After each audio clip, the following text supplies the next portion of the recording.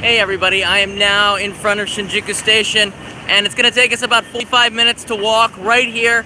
We're going to Shibuya Station, and I'm doing this because a lot of people, there you go, Shibuya Station, and I'm doing this because a lot of people will take the train, and it takes about 5 minutes, but if you really want to see the city, and you have only a limited amount of time, it might be better to walk it, because you sure can see a lot, and that's what we're going to do on this trip. Now we better get to it. That right there is the Shinjuku South exit, and we're going to take a shortcut that I know. And these shortcuts, they're pretty useful, so I hope that you enjoy this. If you want to, you can skip right to the end. We're going to end this live stream at Shibuya Hachiko. So if some of these parts in this video get kind of boring, you can just skip through it. I won't mind. But we're here to enjoy ourselves. So check it out. This is the bakery that Jennifer and I were at about a year ago. It's really good, and it's recommended. Like, that bakery is like one of the top places to get breakfast in Tokyo, believe it or not. So we're now leaving Shinjuku Station. This is called Southern Terrace, or Sazan Terrace. And in front of us is the Starbucks. This is the first Starbucks that I visited in Japan. One of the first.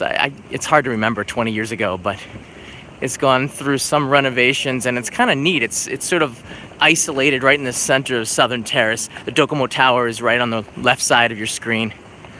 Very famous building that can be seen from Shinjuku National Park. This entrance to the Shinjuku Station is also kind of new. It didn't exist until a couple of years ago. And if you look up here, all throughout the city, they're the mascots for the Tokyo Olympic Games. They just released a goods shop that you can buy Tokyo Olympics 2020 goods here in Shinjuku, and also all around the city and in the subways. Banners announcing that the Olympics will be taking place in 2 years. So I gotta tell you something, Tokyo is really on the ball with this. They want everybody to know when the Olympics start, so you can put it into your calendars. Now, the temperatures here in Tokyo, a lot of people have been asking about the heat wave. It's really gone down. It rained yesterday. It's cloudy today. The temperature has dropped about 10 degrees Celsius, so it still feels like summer, but it's not quite the same kind of heat. And it's nice that it is cloudy. The sun has gone down. In the wintertime, if you take a look at a live stream I did here, this is all illuminated, and it's absolutely beautiful. In the summer, it's just a place where the cicadas can cry because it's so darn hot.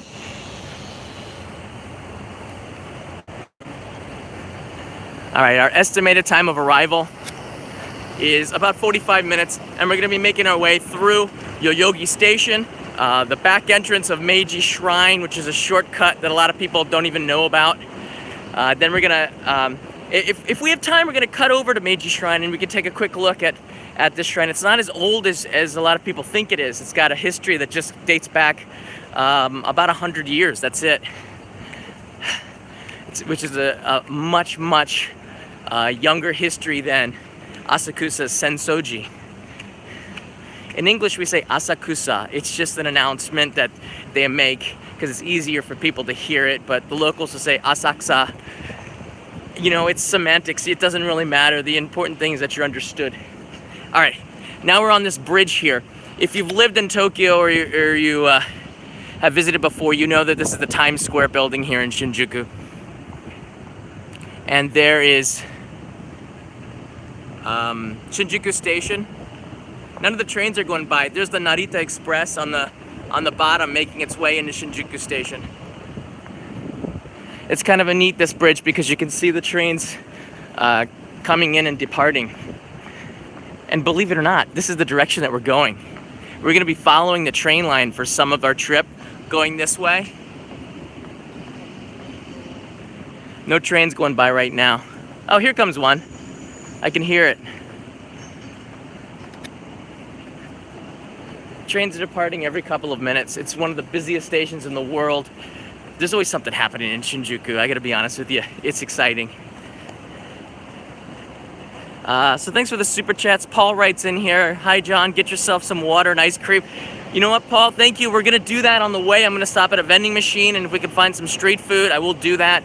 The path that we're taking is more for speed and for interest, not so much for street food, but we will find.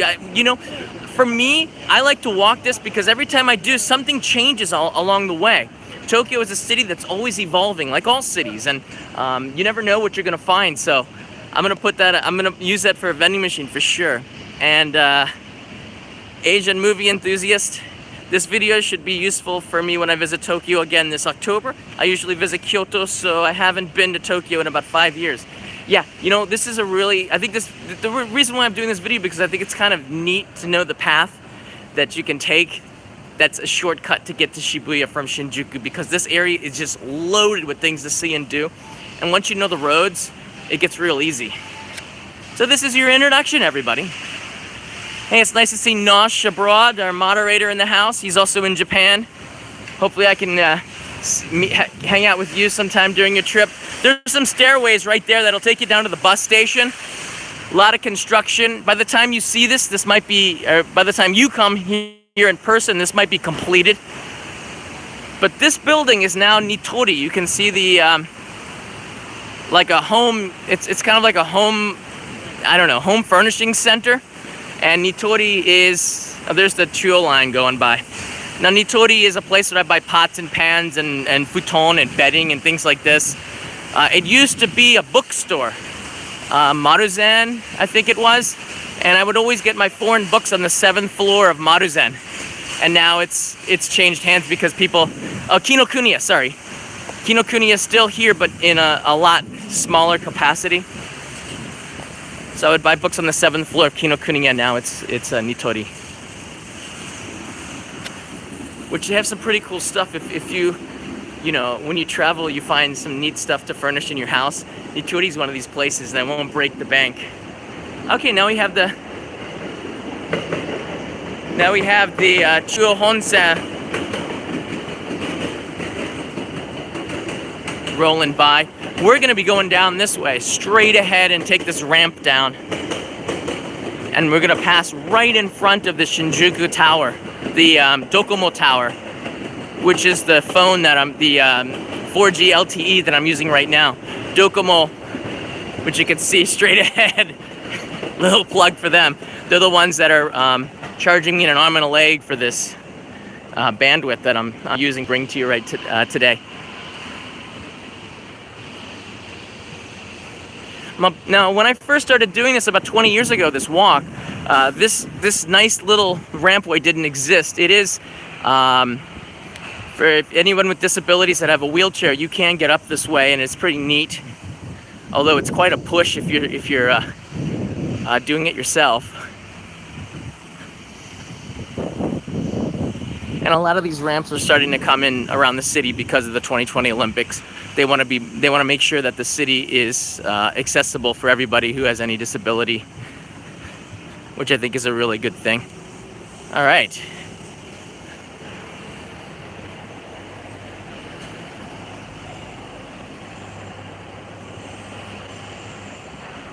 Yeah, you know, if we can catch up with Nosh and during his trip, maybe we'll stream together and we can get some insight from Nosh, because he's been here several times. Whoa. There you go. This one has a TV on it. Very cool. And if you look up,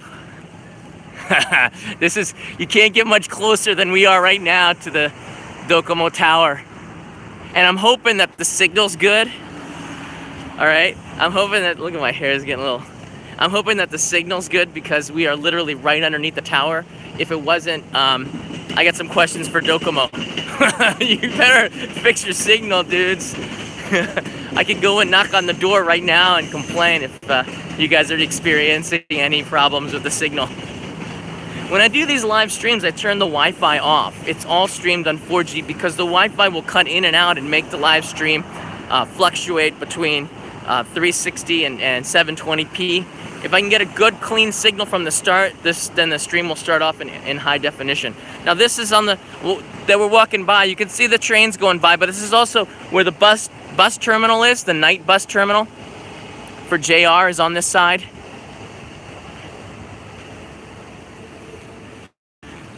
And believe it or not, we just started about 10 minutes ago, and 3 minutes of that was me bloviating about this trip. But we are already at Yoyogi Station. Literally, from if you giddy up it, you can get from Shinjuku to Yoyogi Station in about 5 to 6 minutes. And if you go and enter in through the station and wait for the train, it'll take you just about the same amount of time. Now this right here is a freshness burger that has been here for like decades, but it's been renewed a little bit. It's got a nice big glass window. I've never actually eaten there. All right, here we go. This is and it's important for you to learn the roads here. Now this crossing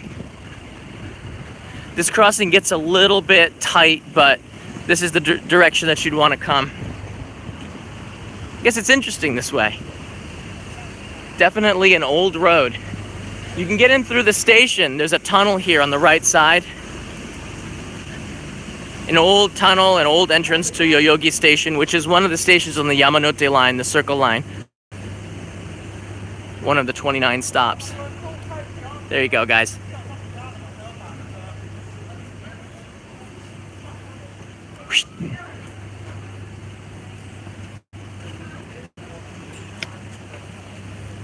Lots of convenience stores. You know, you're never really that far away from a convenience store or vending machine, so you can't complain about being thirsty or hungry. Now this is a burger place. This used to be, well, let's just say that the chain has changed hands several times. Now it's called Burger Base, but it looks pretty good. And there you go. You have all the way straight is towards Shibuya Station. You can't walk the line. Don't try to do it. I think people have, and they get in trouble. They have security cameras, and the guards are pretty quick. But every now and then, when the train goes by, these gates will close. You'll hear the ding, ding, ding, ding, ding, and the train will speed by. The Yamanouchi line, the Chuo line. There's, the Keihin Tohoku line's on the other side, so it's not that one. There's also trains going above us. Ah, now the gate's starting to close.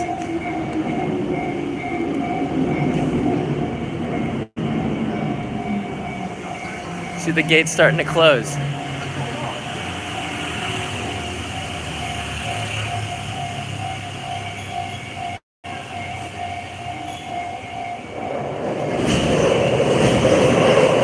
Well, we got trains going in all directions.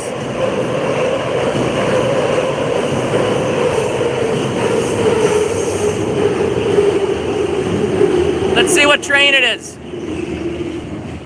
I hope the signal's okay. We're underneath the tracks here, but there's some openings where we could get it. Oh! What train line is that?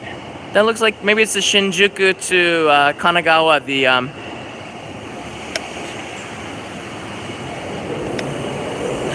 There's just too many train lines. That's not the Yamanouchi line, I know that. Alright, Yoyogi Station, everybody, we made it.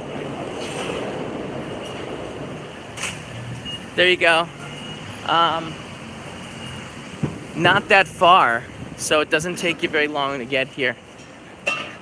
The next station that along the way is Harajuku Station. Right there you can see some of the sights. These are the side streets of Yoyogi Station, and there's a lot of really neat places to eat here. Once again, here's from the police station. Right, we're here, there's Yoyogi Station, and now we're going to be making our way towards the back entrance of Meiji Shrine. And not a lot of people know about this. Everybody comes in through the front and exits through the front, but we're going to be making a shortcut this way. So we're almost there.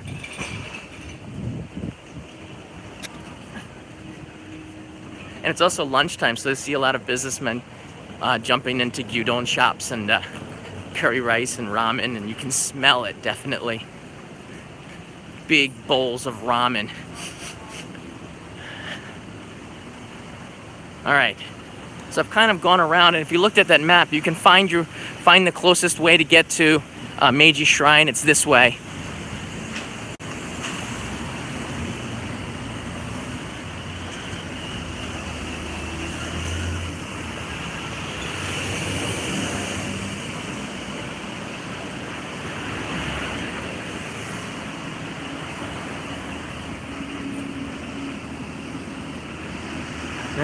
This, not a lot to see on this part. You're basically just getting from A to B right now, from the station to Meiji Shrine. And then, things start to get a little bit interesting. The history lesson mode kicks in, and then we have to learn a little bit about Meiji Shrine, which is pretty cool. I might buy a drink before that. There are no vending machines in Meiji Shrine. Well, not that I remember. There are some restrooms, so it's also a good place on this trip if you have to use the restroom. You can jump in. All right. So, Shanghai restaurant, it says. Interesting. All right. So it's just about 50 meters, and then we do a little shift over. And you'll see the Yamanouchi line once again on the left side. So basically this whole trip we're following the railroad. We're following the JR lines one way or another because it's just inevitable, because the trains are going in that direction. Hey guys, so I'm looking at some of the people joining us in this live stream. Welcome. Check this out, this vending machine has little stickers on it. Enjoy summer. Oh, that's a firefighter. All right. Very cool. I'm not quite there yet. Not quite there yet, where I need a drink. All right, here's the shift back. You start to see it with that brick. That's a tunnel that goes underneath the rail tracks, but we're not gonna go that way. We're gonna go the other way towards the shortcut entrance to Meiji Shrine.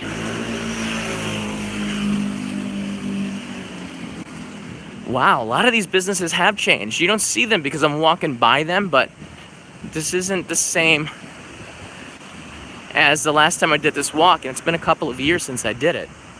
Now you can either walk the way I did, or you can follow the tracks here.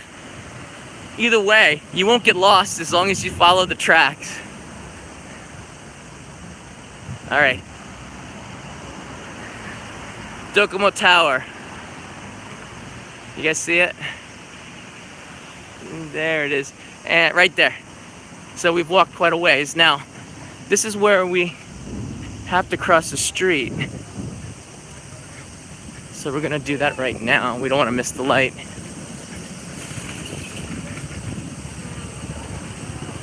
Oh, thanks, Eric. Hey, did you set up your mini Vegas sign yet? I did. I totally did. And my wife was playing with the on-off switch. I'm telling her not to do it so much because she's gonna break it.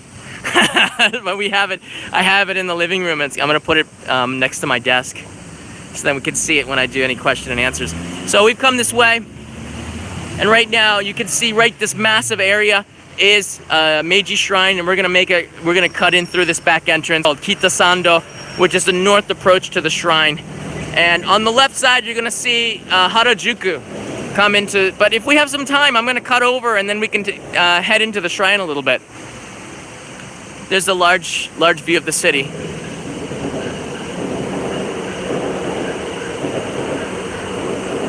Yamanouchi line.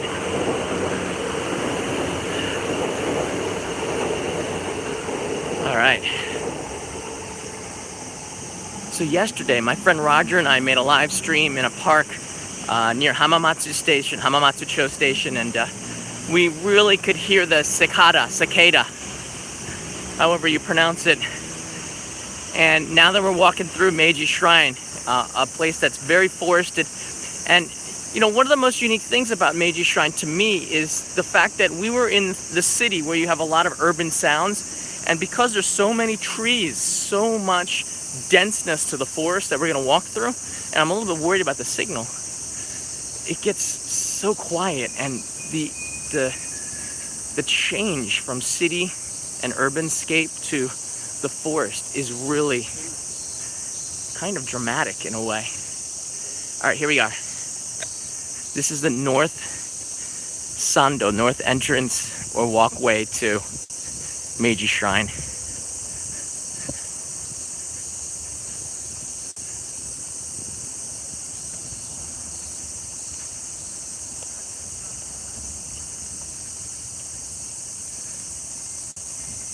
A lot of rules you should know. No running, no biking, no dogs, no trash, no eating or drinking, and no smoking. But video, no problem.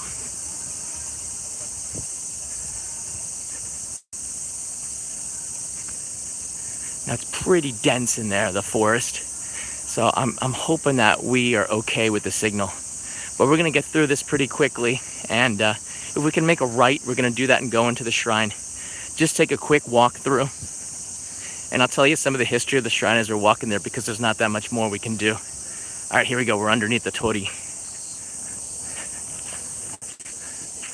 I notice a lot of people walk to the left and the right of it. I guess they don't want to walk.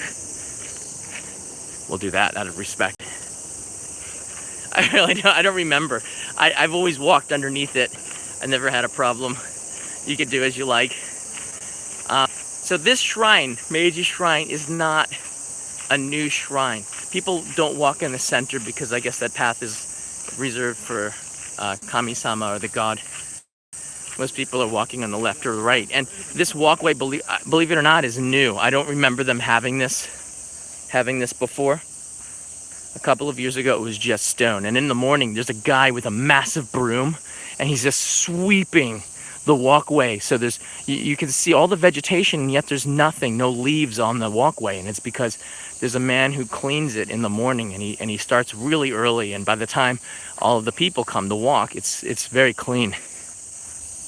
How do I know that? Because I filmed it for NHK in 2008. It was one of my first reports.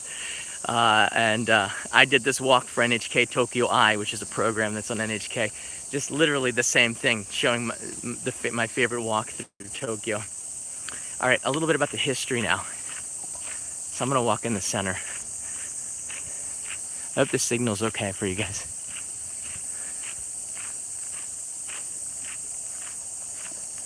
So a little bit about the history. So this Meiji Shrine is dedicated to the Emperor Meiji and his wife. And the emperor passed away in 1912. And the Diet, the Japanese government,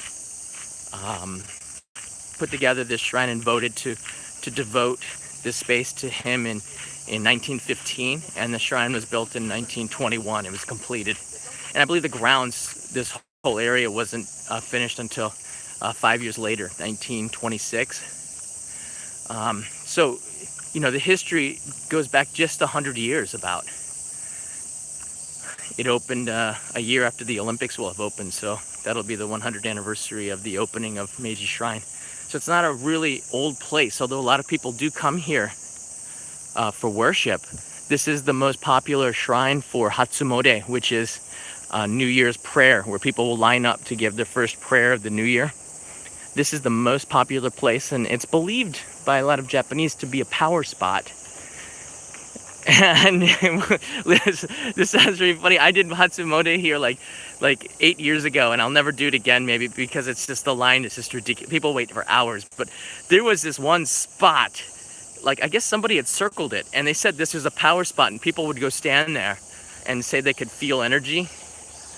I stood there, and I didn't really feel it, but I guess, you know, you have to stand there longer. But they do say that this is a power spot, and it is extremely like quiet. You don't hear really the train lines anymore. You don't hear the traffic. You don't hear the honking. You don't hear people, except for them. Which is very, very peaceful in here. This walkway is about 800 meters, I'd say, 700, 800 meters, and takes, I don't know, about 10 minutes to walk through, 10 to 12 minutes.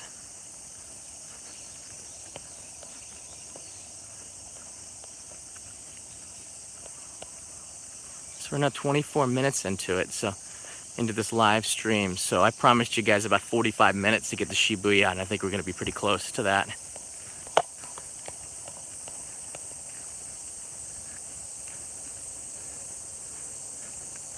JVlog writes, if we can use drones in the park. You can't use drones anywhere in Tokyo unless you have a license or a permit. And you can get permits, but you have to apply, and it can take as much as a month to get it. The reason why is because you can be fined as much as $5,000, and if the Tokyo government or the Japan government sees that you used a drone in the city, they will flag your content on YouTube if you're monetizing it, and you'll have a strike against your channel, and that's not worth it. Nowadays, I know a lot of people are being asked to take down the content because they're using drones illegally. So it's good to have the permit. And you know, if you're a tourist in Japan, it makes it really hard because you have to know where you're going to be a month in advance. And the best thing I can say for you is to buy stock drone footage. It's not like you took it because everybody wants to fly their drone in the city, but if that were the case, it'd be a complete mess. So it's, you know, you can buy some stock drone footage. I have some helicopter footage that I use of the city, which is kind of neat. All right, so this is a back entrance to the park, and I promised you guys restrooms right there along the walk, always very clean. Highly recommend that you use it before you move on. Me, I'm a warrior. I think I can take it. Just hold it.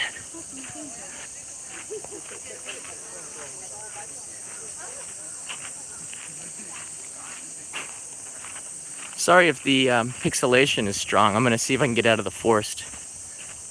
If the video quality is really bad in the playback, I'll cut it out.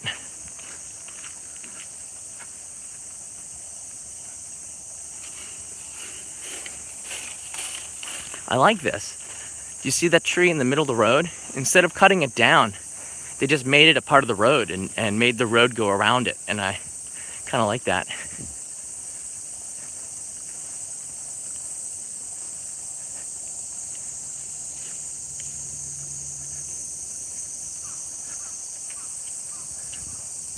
All right, now we've arrived at Meiji Shrine.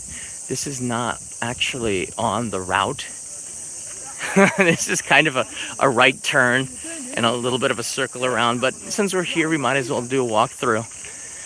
If you come here on the weekend, every hour or so, there's somebody getting married. And I came here with my wife and looked at the prices of possibly getting married in Meiji Shrine. One of the reasons why you might not want to do that is because a lot of celebrities get married here, and a lot of celebrities also get divorced. So it's not exactly the most promising way to start a wedding here at Meiji Shrine, but they're trying to change that image. So now we're walking into the shrine grounds, and we've come to the stone walkways. You can buy omikuji here.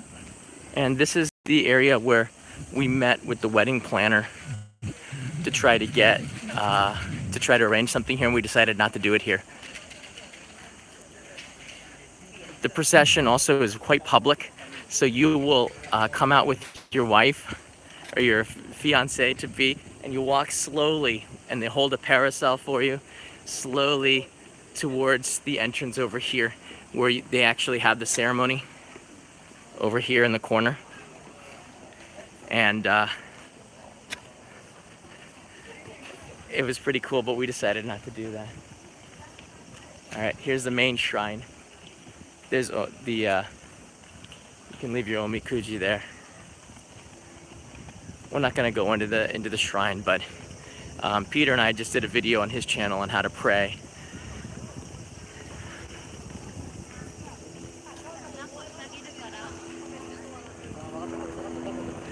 So that's about it. We're gonna make our way out of Meiji Shrine now.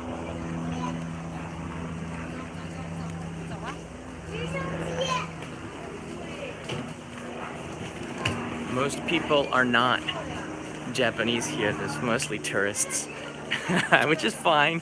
It's kind of an interesting little side note during the day. It's mostly tourists from all over the world.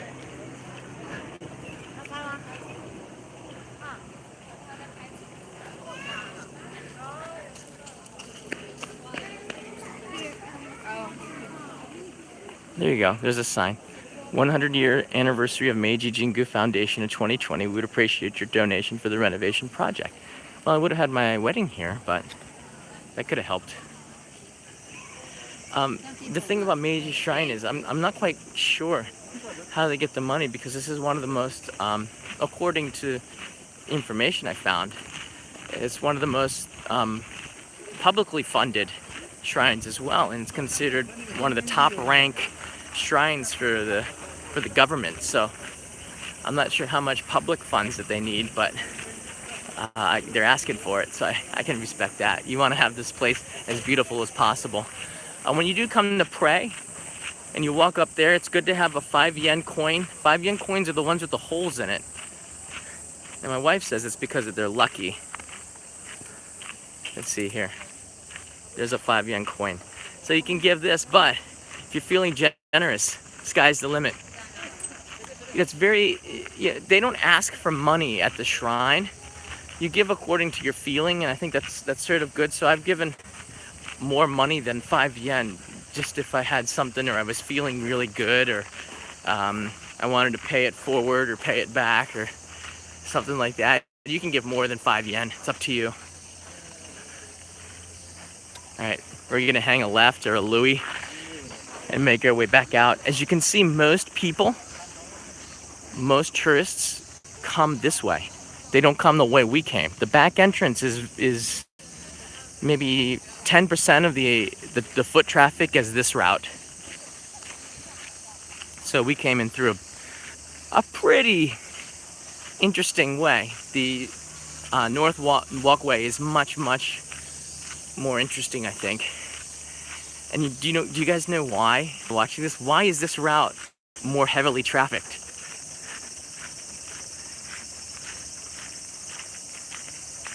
It's because this is the route that's closest to Harajuku Station, and Harajuku is one of the big draws for foreign tourists from all over. That one looks like they're from Italy. They got a green, white, and red flag.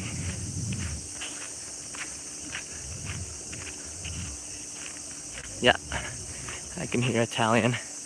Very cool.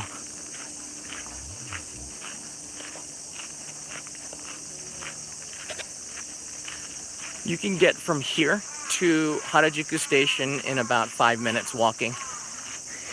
But if you come from Shinjuku Station the way that we came, it'll take you about 30 minutes and change. Not about 30 minutes, I'd say.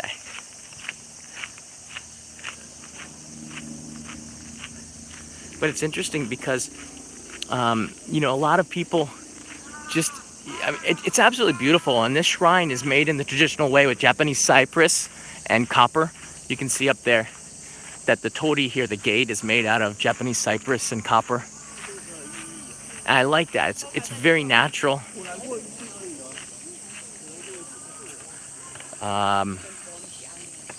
Very strong wood. But, the thing is that it's just not an old shrine. It's not what we all pictured to be as it's a very symbolic shrine of the city of Tokyo. And if you look at the history of it, it was built completed in 1921. It was bombed heavily during the U.S. Bombing raids in the 1930s and 40s. So this was completely destroyed in World War II and was rebuilt again in, I believe, 1956 with public funds. So even the structure that you see is not really old. It's about 70 years old or so. Now a lot of people have asked me questions about this. I believe you call these komodaru. These are for decorative purposes, okay? These are sake barrels, that's right. Komodaru. And, is there rice wine in here? Is there sake in these barrels? No. These are here for decorative purposes only. It contains, I believe, 72 liters. And if you were to buy one from the store, I think it would cost close to 100,000 yen or $1,000 to buy one. But these never had any sake in it. They're just decorative. And I'll tell you a little bit about this. So this shrine will never ask for more sake than it needs. And usually it'll be just like one bottle that they'll receive as a donation. Maybe 2 bottles. And these bottles, I think they're 1.8 liters. And because they don't want to take more because it's mottainai, it's kind of a waste to take more than you actually need. So what they will do is out of kindness, they'll also give a decorative barrel that they can put out here, maybe for advertisement or something, but these have never had sake in it. And if you want to know more, you can actually see it here. They have sake barrels wrapped in straw. Yeah. So you get more of the story if you want. Okay, there's the wedding. Sorry guys, we didn't go your route, Meiji Shrine. We went to Happoen, which is another place. Yeah. All right. So from here, it's a short walk towards Harajuku Station.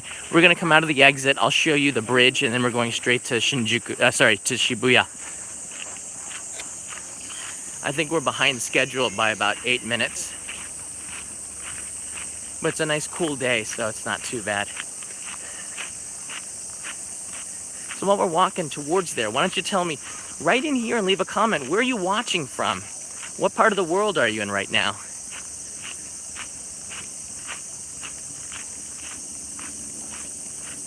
And if you like this kind of content, definitely hit the like button.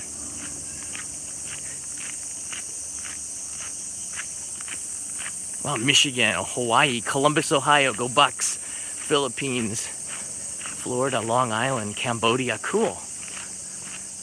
I knew Royal Ronin, I knew someone was gonna say Uranus. I just knew it. It's a planet.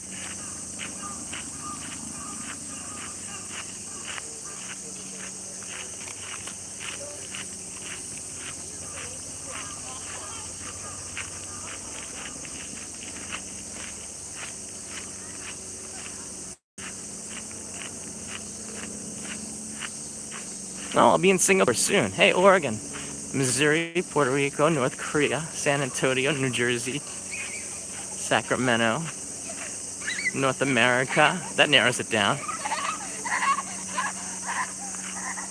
Awesome.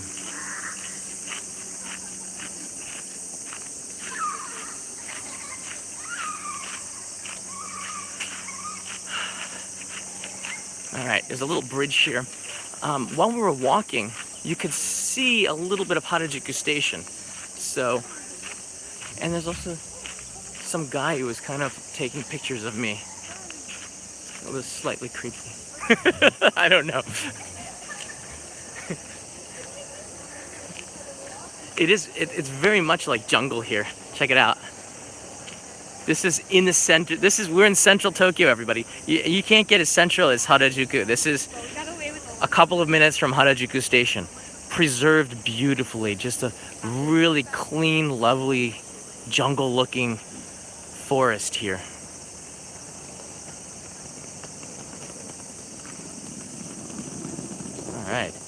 All right, thanks, Marquise. Hello from the American Southwest, John. This walk is very informative and enriching. I'm casting this on my TV. Hey, I'm on TV. Grandmother is watching as well. Hi, Grandma.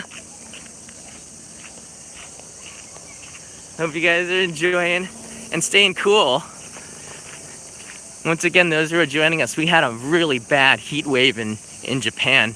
Dozens of people lost their lives as a result of this just unprecedented heat. I think we got up to 106 degrees Fahrenheit for those in the U.S. and that it was the hottest day in recorded history in Japan. So we don't have that kind of heat. It was also just a couple of days away from when the Olympic ceremony will open in 2 years. And as I've been really worried why the IOC would have the Olympics start in the center of the hottest time of the year in Japan, July 24th or 25th to August 9th or 10th is the Olympics in 2020. The first thing I said when I saw that was, it's insane. They have no idea what they're getting into. The 1964 Olympics were held in October to avoid the heat. But reports are that the IOC has a lot of TV commitments with the United States, who are the biggest sponsors of a lot of stuff, and to stay away from the NFL and football games and the fall autumn season and fall TV shows. They made a decision to have it in the center of summer. So hey, you know, who am I to complain? I like to watch football too. But it's sort of sad that the Olympic Games take a back seat to the US sports schedule. It's kind of weird.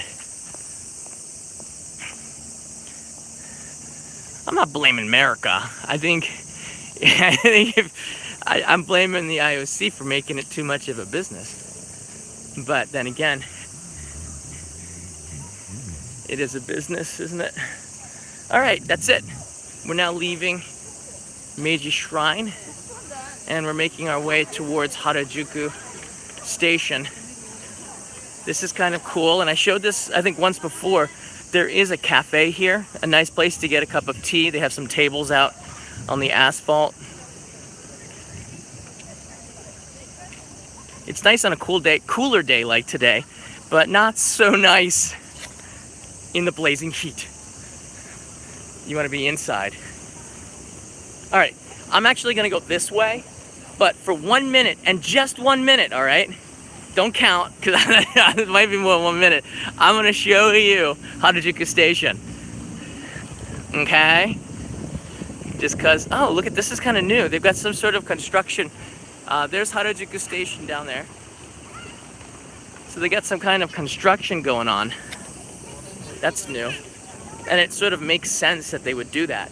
Now there's Shibuya's, I can see it very clearly right now, but this is also where the Meiji Jingu Mai station is for the Choda line.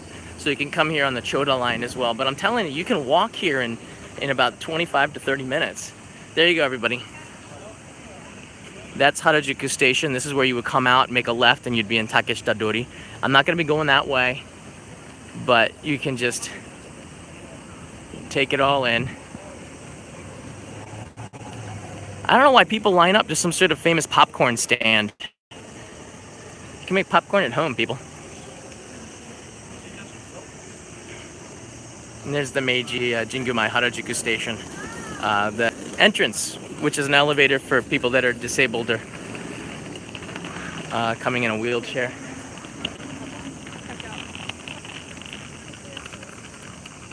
All right, and if you go straight this way, you're in Omotesando. So it's pretty much central, this walk that we're taking. And you know, this is the famous bridge. Now in the weekends, there used to be a lot of girls in goth here, and tourists would come here and take pictures, including me. I'd bring my friends here when they came to visit Japan, and it was really cool. But I guess they cracked down on it because you don't see a lot of the cosplayers here in Shinjuku, or in Harajuku.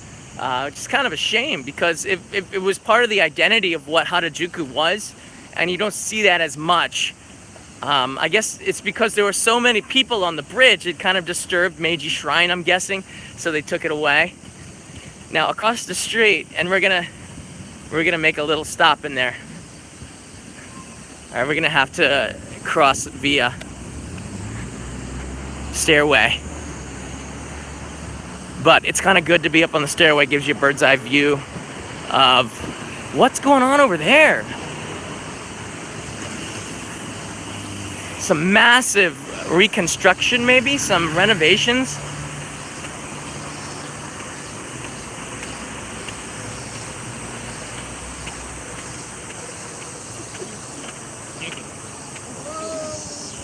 All right.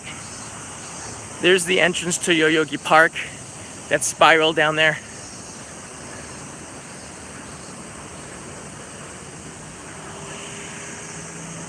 And one of the stadiums, the event venues for the 1964 Olympics. But it looks like you see the big cranes in front of it. It's undergoing some renovations, which is pretty cool. I'm glad they're going to be using this as a venue.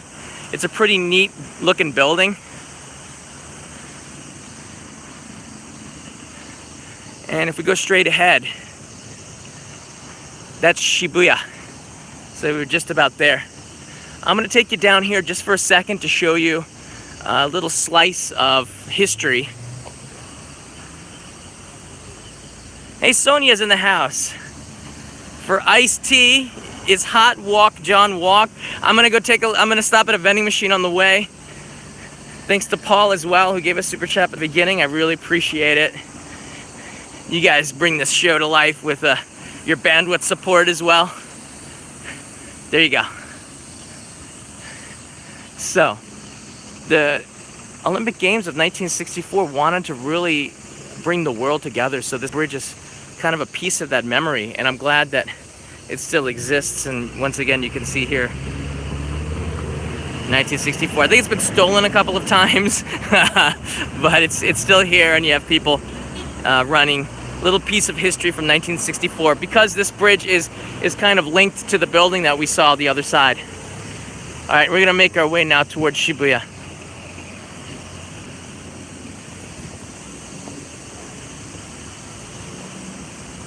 Ah, here comes a train.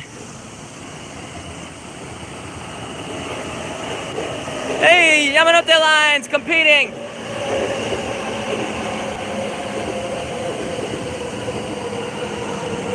Woohoo!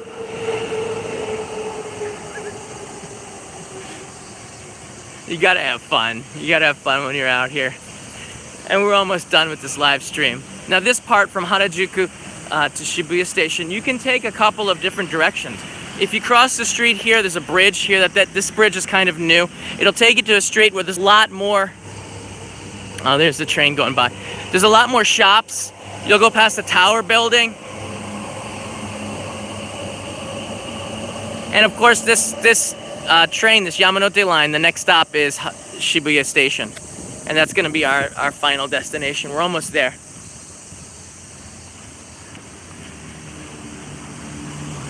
Very cool. Loads of construction in Shibuya, which is good because this city, this town really needed kind of a renovation or a touch-up. See, the thing with the Olympics is a lot of people have been criticizing it in the sense that it's a big waste of money. All right, and I don't see it that way. I see this as an excuse. And if you don't have the Olympics coming, there's really no way to get infrastructure projects through. All right, people don't take that step because it's invasive, it's a pain in the neck. Nobody likes it when you do construction in the city. Everybody hates construction.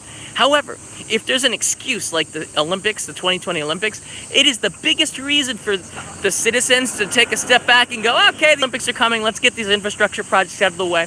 And it's huge for the city. They're renewing Shibuya Station. They're renewing a lot of the stations, the infrastructure.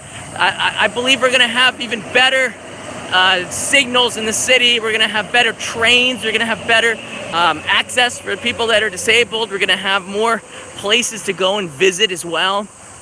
So it's a really good thing. And you know, we balk at the money spending, and it is actually, we've wasted so much of it. But in the end, it's the fact that we're gonna end up having one of the most modern cities where people will wanna do business here because it'll just be so convenient to get around. It'll be so nice. But just right now we don't feel it because it is still under construction. But we'll get there. We'll get there. There you go. We get the Hachiko bus right in the center of your screen. 100 yen, I'll take you around. Yeah, you could spend a little bit and take the bus, but it's so much more fun to walk it, isn't it? Come on, admit it, you're having fun out there. Click that like button. All right, if you go this way, it'll take you to the NHK building, which is straight in the center of your screen right now. You see that?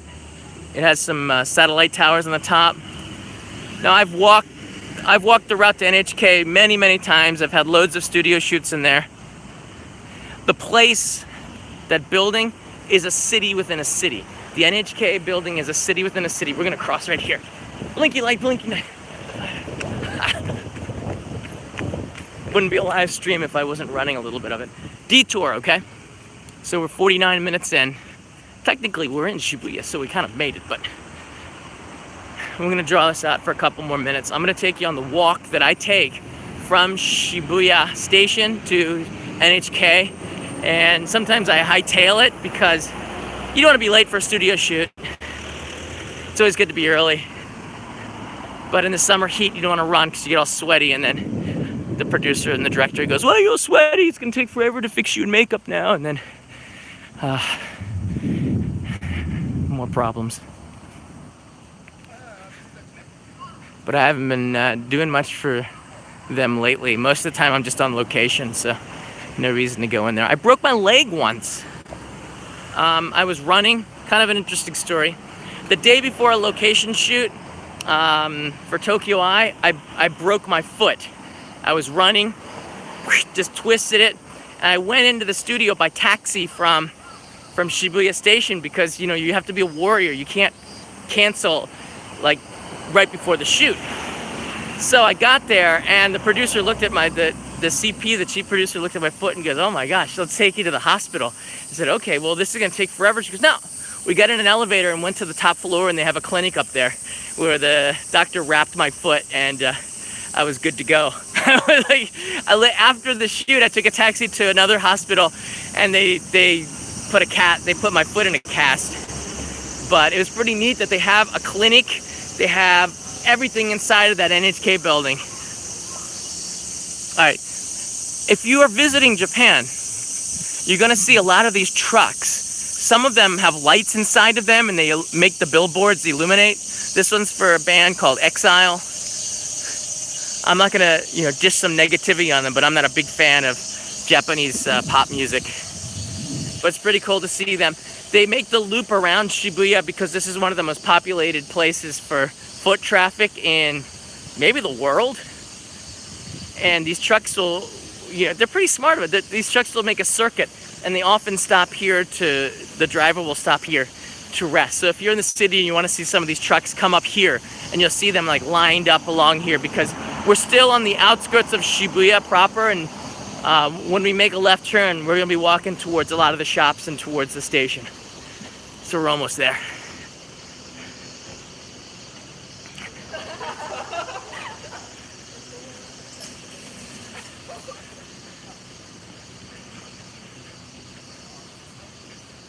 Wow, more construction. It is really neat to walk through here and see the changes. The taxi driver is taking a nap. So this is like the chill area of Shibuya, the outskirts.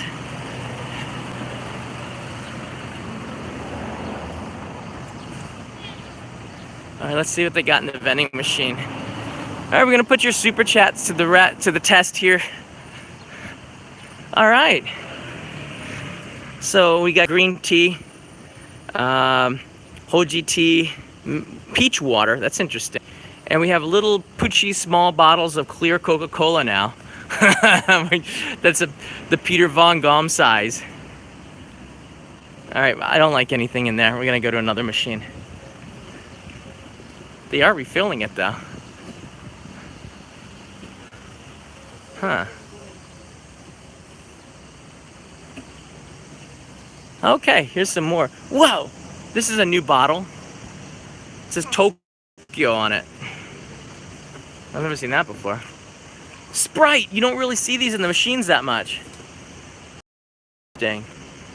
There's a Georgia Cafe au lait. Some more peach water, real gold. Nah, I don't see it. I do like this though. What does that mean, everybody? We made it. We're here in Shibuya. Very cool. Very cool. And we'll be in Shibuya Station in about 6 or 7 minutes from here. We've taken a couple of detours to walk around Meiji Shrine, which is what we did in this live stream. It takes, I'd say, another 10-15 minutes off of the time, about 10 minutes to walk around the long way. Here's a stop. So the Shibuya community bus will take a pit stop here. And now from here, we're going to be walking into the city. You could go straight where we went before and it'll take you down, or you can go this way and it'll take you down towards the station. All the roads filter in at around Hachiko.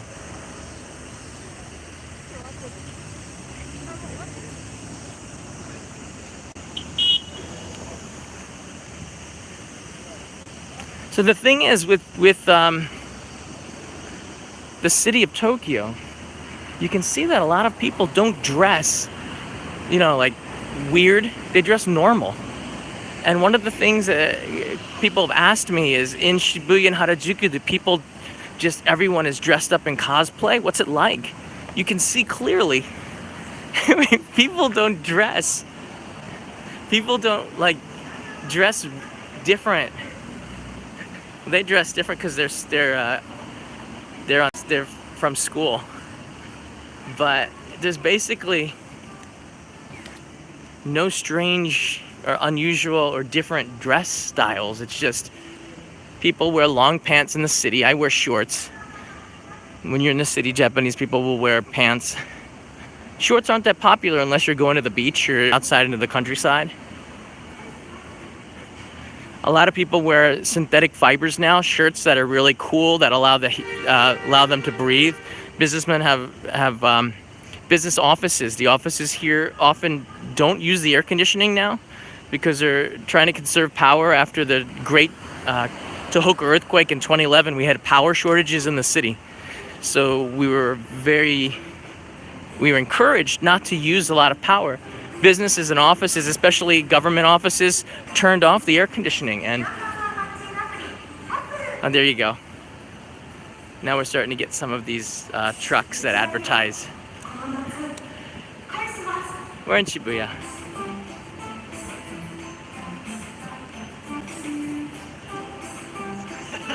Alright. Gotta wait for the light. It's pretty neat. If you look up here, it has a little bar system up here so you know how much time you have. Same for the red lights. It'll tell you.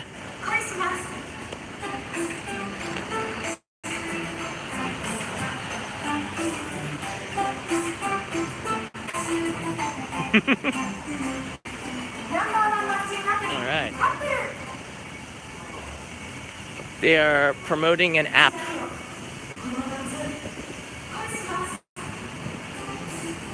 Taporu, it's called. Alright, so we've got Family Marts here. We're back in the city. Now we're gonna make a right at this light, and I'm gonna take you through. Oh, this is my mom's favorite restaurant. She loves Denny's. Don't ask me why. Ask her why. I have no idea. Denny's has a Japanese menu here. You're not gonna find the typical breakfasts that we have in the United States at Denny's. And the rest of the world who's watching this are like, what Denny's? What's Denny's? Denny's is owned by 7-Eleven now in Japan. It's part of the 7 group. So when 7-Eleven took over Denny's, the menu got better. The drink menu got better. Instead of having, they didn't have a drink bar, which is unlimited drinks, and now Denny's has unlimited drinks thanks to 7-Eleven taking it over and just making it more convenient. All right, we're gonna turn here.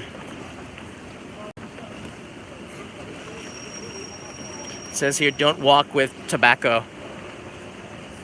Walking and smoking is prohibited in this area. So if we compare this to about 20 minutes ago when we were in Meiji Shrine, it's a completely different feeling. And that's one of the reasons why I like to walk between Shinjuku and Shibuya. Typically it'll take me about 40 minutes. I walk pretty fast. We've taken some detours, but it's a pretty neat walk. It's not that long. You can see loads of stuff on the way. You can make detours. If you want to go to Harajuku, you can just swing over there. If you see some interesting restaurant, you can dive in there. But if you ride the train, you really can't get that kind of experience. You miss a lot of it. It's also why I like walking around the city of Tokyo. All of these subway stations that you see, if you look at a map of Tokyo, they look, you tend to want to get on the subway to get to the subway station where your destination is. And you don't have to do that. You can get kind of close and usually walk it. This here is Tokyo Han's, which is a hobby shop, and they've got a lot of really cool stuff in here. This is the biggest one in Shibuya. Maybe one of the, wow, I think there's some bigger ones in Japan, but it's one of the biggest ones in the city of Tokyo. They got a big one in Osaka and Kobe as well.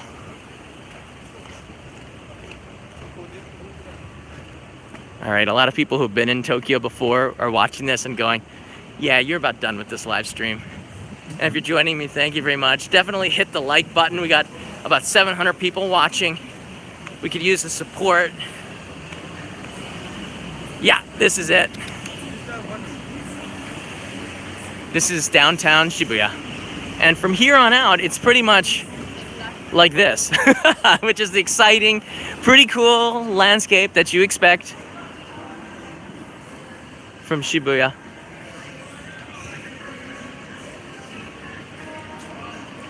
There's a 100 yen shop across the street from Tokyo Han's. That was smart to put it there.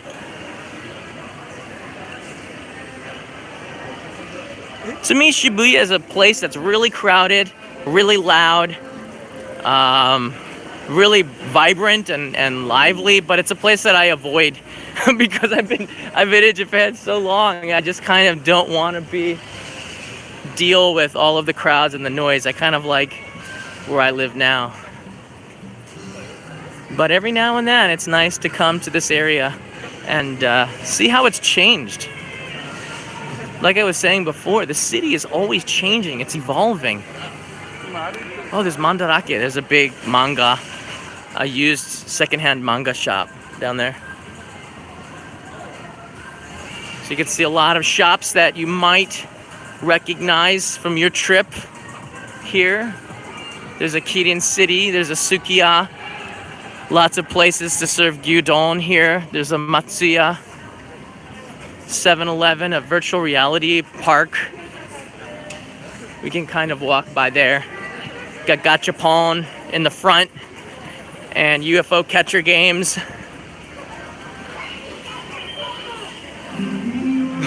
some very weird stuff in these gachapons. There's always something really outrageous to make you want to come in there. So there's a karaoke place. There's music that will really ruin the monetization of this video. So background music's really tough to deal with sometimes. You know, I also like this area because you have street level.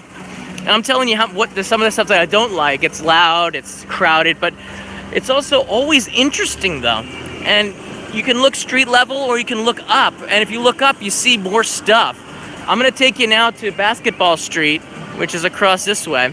This shop is selling the yukatas here at a discount, which is interesting because the day after tomorrow, they have the Sumidagawa Fireworks Festival, which is one of the biggest in Japan. They have 20,000 fireworks over the course of 2 hours that they're blasting into the sky over the city of Tokyo near the Sky Tree. This is all during the Sky Tree area.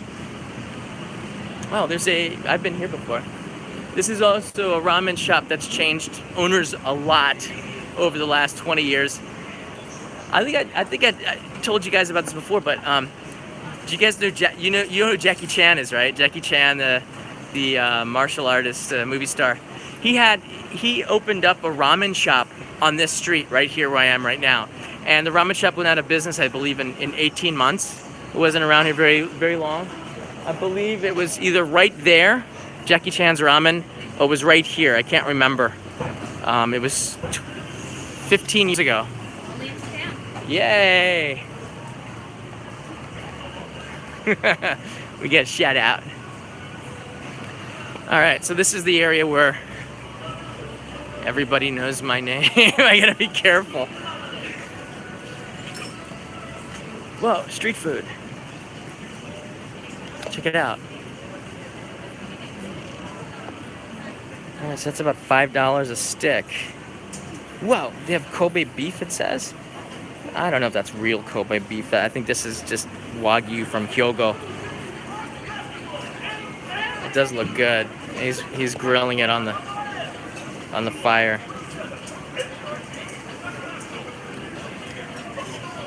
Some good meat. Across the street is a McDonald's. So the contrast could not be more stark. And as I said, it's loud, it's vibrant, and in this area, it goes up. You can look up and you're gonna see tons of different things. So we're walking down Basketball Street, or Sentagai as I know it, because I've been living here before they named it this ridiculous Basketball Street. loads and loads of different sounds, sights, and believe it or not, smells, because sometimes it's not the best smelling place. Just when you put a bunch of people together, you have kind of, boy, and they're like playing J-pop music, so this is definitely gonna get flagged for copyright infringement. Oh man, why do they gotta do that? I love in the alleys here, they have these young people who just put stickers. Like, I don't even know what a lot of these stickers are for, but it's kind of neat because it adds a little bit of character to the city. So I'm gonna make a right here and get off of this, and we're gonna be able to take a look at the Hachiko Scramble from the Ichimaru-Q, the 109 building. So if I go down this alley, you're gonna look up and you can be able to see just the start of the 109 building, which is real famous. If you look from Hachiko Scramble, you'll be able to see it more clearly, but that's where we are right now. This is the media mecca. This place has always, they're blasting music, they're blasting advertisements. It gives you a headache after a while. But it's also an essential stop on anybody's trip to Tokyo, because without it, this is like part of the identity of Tokyo, right? Shibuya. All of the advertisements, it feels like Times Square on steroids in many ways. It's just a little bit more spread out. Imagine if Times Square is still pretty, it might be like more in your face advertising than Shibuya, but on the whole, Shibuya is, the entire town is like one big advertisement. There's the Ichimaru-Q building. $40% off if you buy right now. Yasui ne. So I'm trying to look back at some of the comments here. Thanks everybody for giving the thumbs up here. Let's see if we can get to 400 likes before we end this live stream. And if you do that, I'm gonna show you from the other side of Hachiko. So if you haven't already, hit the like button. And I'm gonna miss this crossing, but that's all right because I got a lot of stuff to talk about. Yeah, let's see if we can get to oh! All right, I'm gonna show you this. If we can get to 400 likes right now, I'm gonna show you what's on the other side of this window. Some of you might know what it is. All right, we're at 370, just 30 more people, hit the like button. I'm gonna show you what's on the other side of this window. All right, 5, 4, 3, just do it. 2, 1. All right, I think we got there. Boom. The square watermelon of Zen Suji, and it has a sticker, the same seal of the one that I made the video of, so I know exactly where it came from. And they want, that's pretty reasonably priced. They want about $150 for it. Usually it's about $200. But this one is reasonable. You can find these as cheap as a, well, actually, when I look at this watermelon, it looks imperfect. You can see some of the scuffs on it. So, yeah, I think that's why it's a little bit cheaper. Usually they're about 20,000 yen in the city of Tokyo, and you can find them at other places for less than that. But this one, the coloring doesn't look as good, and but it's not bad. I mean, it's a square watermelon. This shop is famous for having a lot of fruit, the stuff that you'd be crazy to buy, but if you're in Japan for your first time and you might not ever come back, you might just buy it anyways. There's another one of those trucks. There's the Yamanouchi line. This is Shibuya Station. We have arrived. In about 10 seconds, we're gonna cross the busiest crossing in the world. I hope you guys are ready. Look at the people lined up, getting ready to charge to get to the other side. And all of you are gonna be joining me in the center of this intersection. This is really cool.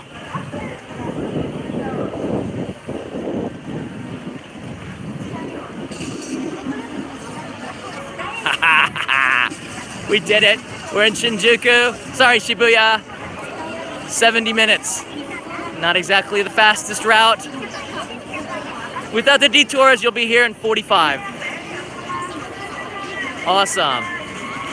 So thank you everybody for joining me on this live stream. I gotta go back home and get back to work. But I appreciate you guys giving this video a thumbs up, sharing it, I hope it's useful, and if you do like this kind of video, definitely share it. I'm going to be giving the last 20 seconds to Hachiko over there. Come on, we got to give the dog some love. But let's look back over what is the city of Tokyo, one of the big icons. This is sort of what you think of, this loud, crazy, hey, we got way too many TVs, everyone is blasting at the same level, loud. But it's pretty fun to be here for just a couple of minutes, and you got to get out. This TV's been here forever. That Starbucks been here for about 15 years now too. When I first came here, the Starbucks wasn't here yet at this location, but it's been here forever.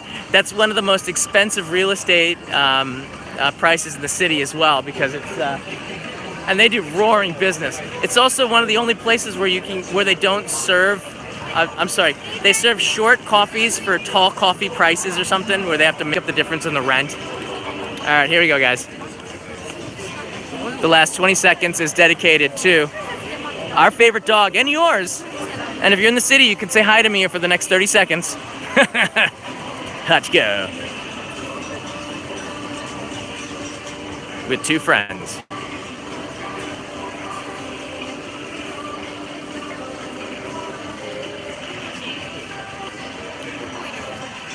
Bye, everybody.